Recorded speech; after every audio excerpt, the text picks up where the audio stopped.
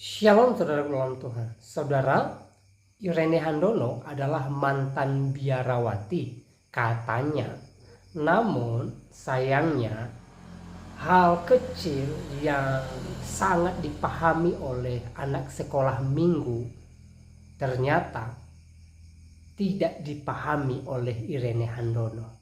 Nah saudara dalam Tuhan, sebelum kita lanjut, mari kita melihat videonya terlebih dahulu. Ini saya akan meluruskan pengajaran dari Umi Irene Handono. Video ini dibuat karena Umi Irene Handono mengajarkan yang salah tentang Alkitab. Jadi saya berhak dan wajib untuk meluruskannya. Kesalahan Umi Irene Handono adalah mengatakan bahwa Hagar bukanlah hamba atau budak Sarah, tetapi princess Mesir. Alangkah keji fitnah terhadap Siti Hajar. Ternyata kalau kita telaah dengan mendalam, siapa yang mengatakan bahwa Siti Hajar itu budak? Gak ada ayat Al-Quran yang menyatakan bahwa Siti Hajar itu budak. Yang ada adalah ungkapan. Tapi siapa dia? Ternyata literatur yang pernah Umi baca, dia adalah seorang princess of Egypt. Tapi direndahkan sedemikian rupa. Kenapa? Karena beda bangsa. Benarkah demikian? Mari kita bahas. Dalam kitab Musa tidak pernah ada data yang menunjukkan bahwa Hagar seorang princess Mesir. Semua orang tahu bahwa Hagar adalah seorang budak. Siapa sajakah saksinya? Yang pertama, Musa. Musa tahu bahwa Hagar adalah budak. Kitab Kejadian ini ditulis oleh Musa. Ia menceritakan tentang Hagar dan Ismail dalam Kejadian 16 ayat yang pertama.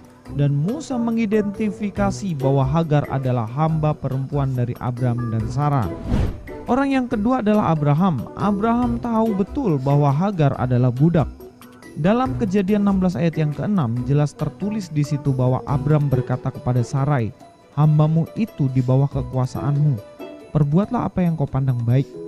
Abraham sendiri menyebut bahwa Hagar adalah hamba atau budak Sarai. Ketiga, Allah tahu bahwa Hagar adalah budak atau hamba Sarah. Dalam Kejadian 21 ayat yang ke-12, jelas tertulis di situ bahwa Allah berfirman kepada Abraham, "Janganlah sebal hatimu karena hal anak dan budakmu itu." Kalimat ini Allah sendiri yang mengatakannya. Allah sendiri mengidentifikasi Hagar yang adalah budak. Yang keempat, Hagar sendiri tahu bahwa dirinya adalah budak. Dalam Kejadian 16 ayat yang ke-8 jelas tertulis di situ katanya, "Hagar hamba Sarai, dari manakah datangmu dan kemanakah pergimu?" Jawabnya atau jawab Hagar, "Aku lari meninggalkan Sarai nyonyaku." Hagar di situ jelas menunjukkan bahwa Hagar menyebut Sarai nyonya, yang artinya Hagar sendiri sadar bahwa dirinya adalah hamba atau budak. Nah, bangsa Israel, Musa, Abraham, Allah, dan Hagar sendiri tahu bahwa Hagar adalah hamba Sarai. Tapi ribuan tahun setelah itu ada pengajar yang mengatakan bahwa Hagar bukanlah hamba, tapi dikatakan seorang princess Mesir.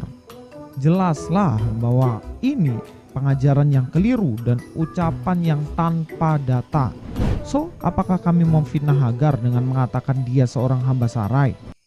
Baik, saudara Tuhan, untuk videonya kita sudah simak apa yang disampaikan oleh seorang Irene Handono, mantan biarawati katanya ya.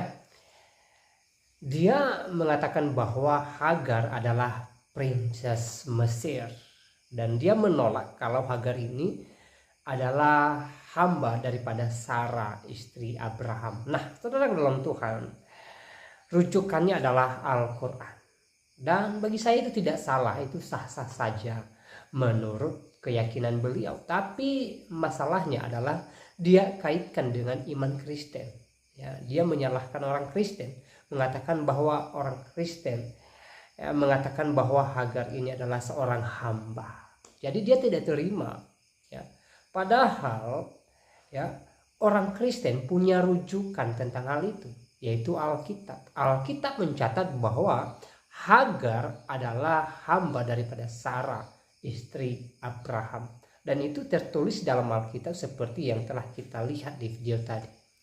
Jadi kalau Irene Handono kemudian membahas Hagar ya dari perspektif Alkitab, maka saya katakan bahwa apa yang dia katakan tadi sangat salah. Karena apa yang dia katakan berbanding terbalik dari apa yang dicatat di dalam Alkitab. Ya. Alkitab tidak pernah mencatat bahwa Hagar ini adalah princess Mesir atau putri Mesir. Tidak, saudara dalam Tuhan. Tetapi Alkitab mencatat bahwa Hagar adalah hamba daripada Sarah. Tetapi sebelum Sarah mempunyai anak yaitu Ishak, maka Abraham menghampiri daripada Hagar dan mereka melahirkan seorang anak laki-laki yang namanya Ismail. Tetapi Ismail tidak dikehendaki oleh Tuhan menjadi keturunan asli daripada Abraham, sehingga genap 100 tahun umur daripada Abraham, Tuhan menepati janjinya kepada Abraham bahwa Tuhan memberikan dia seorang anak laki-laki. Dan pada saat itu Sarah ya melahirkan seorang anak dan diberikan nama Ishak.